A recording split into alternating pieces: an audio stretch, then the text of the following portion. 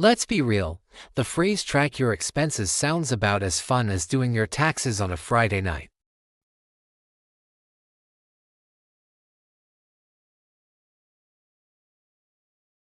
And feeling a deep sense of dread every time you buy a coffee.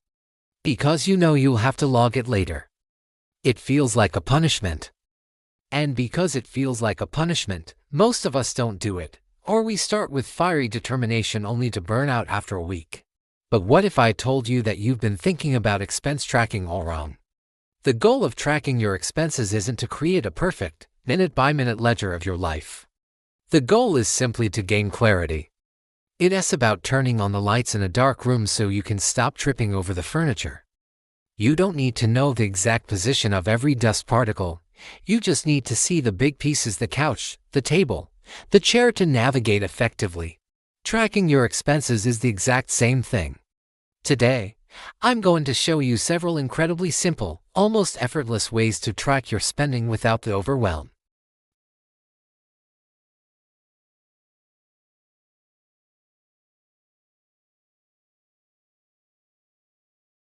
The first step to eliminating the overwhelm is to understand your real goal. Why are you even doing this? Most people think the goal is accountability or to shame themselves for spending. That is a recipe for burnout. The true, powerful goal of expense tracking is data collection for a single purpose: to make better, more informed decisions in the future. You are a financial scientist, and this is your data gathering phase. You are not the judge and jury. When you adopt this neutral, curious mindset, the entire process becomes lighter.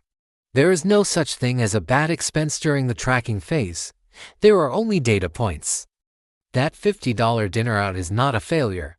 It's a data point that tells you value social connection and convenience.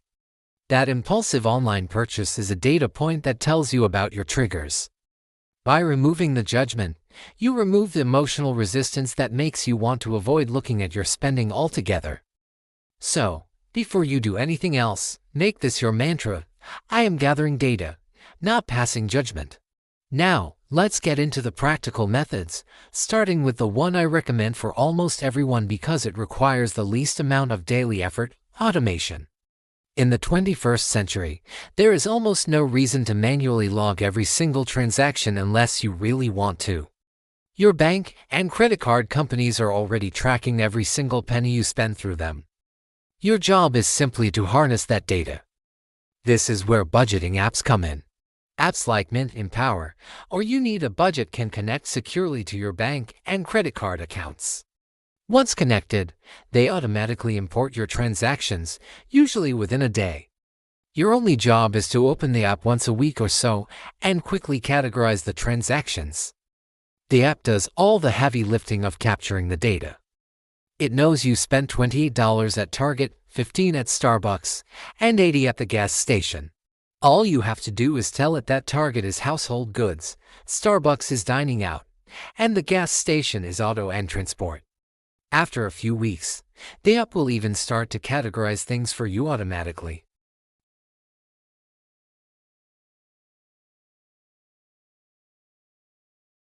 It's the difference between having to catch every single fish yourself and having a net that does it for you, and you just have to sort the catch. But maybe you're not comfortable linking your bank accounts to a third-party app, and that's a perfectly valid concern. The next best method is the weekly download. This is a fantastic hybrid approach that balances automation with privacy. Once a week, maybe every Sunday morning with your coffee, you log into your bank and credit card websites directly. You go to the transactions page for the last week, and you simply export the data as a CSV file.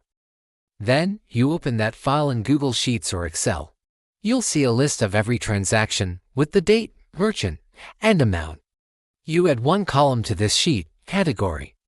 Then, you go down the list and assign each transaction to a category. This entire process might take you 15 minutes once a week. You've effectively done a week's worth of expense tracking in one focused session, without ever having to save a receipt or manually type in an amount.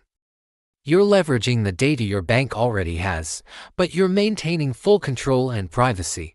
It's a systematic, low-friction way to get the clarity you need. Now, for those of you who primarily use cash, or for anyone who wants a powerful, tangible connection to their spending, we have the classic cash envelope system. This is expense tracking in its most visceral form. Here's how it works. At the start of the month, you withdraw cash for your major variable spending categories, like groceries, dining out, and entertainment. You put the allotted cash for each category into separate, physical envelopes. Now, your tracking is built into the spending. When the groceries envelope is empty, you're done spending on groceries for the month. There are no apps, no spreadsheets, no numbers to log.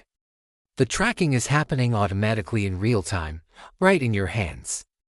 The envelope itself is the tracker. This method is incredibly effective because it creates a physical, tangible limit that your brain understands far better than an abstract number in a digital account. You can see and feel the money leaving. While it may seem old-fashioned, it is one of the most powerful ways to control spending without any digital overwhelm whatsoever. It's a perfect method for specific categories you tend to overspend on. Let's talk about a method for the minimalist, the person who truly wants to do the absolute least amount of work possible. I call this the big picture or bank balance method. This isn't traditional expense tracking, but it's a fantastic starting point for someone who is feeling completely overwhelmed.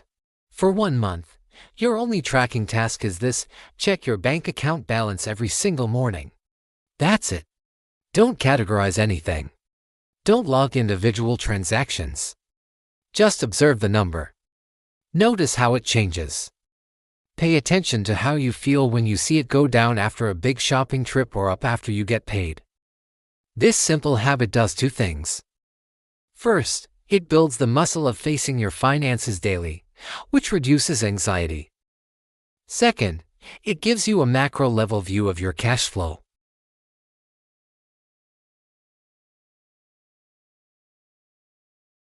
After a month of this, you'll be mentally prepared to graduate to a slightly more detailed method, like the weekly download. Because you've already broken down the fear barrier of looking at your money. No matter which method you choose, the key to making it stick is to lower the barrier to entry so much that it is almost impossible to fail.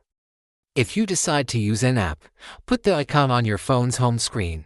If you're doing the weekly download, put a recurring event in your calendar called Money Date. If you're using cash envelopes, decorate them and keep them in a specific, obvious place. The goal is to make the process so easy and integrated into your life that it doesn't require a massive act of willpower to do it. Another pro tip is to start with just 1 or 2 categories.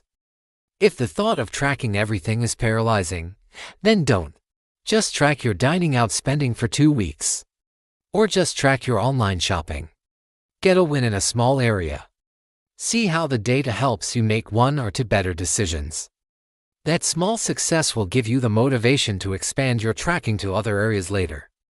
Perfection is the enemy of progress. A partially tracked month, where you learn one valuable thing about your spending, is infinitely more valuable than a perfect month that never happens because you were too overwhelmed to start.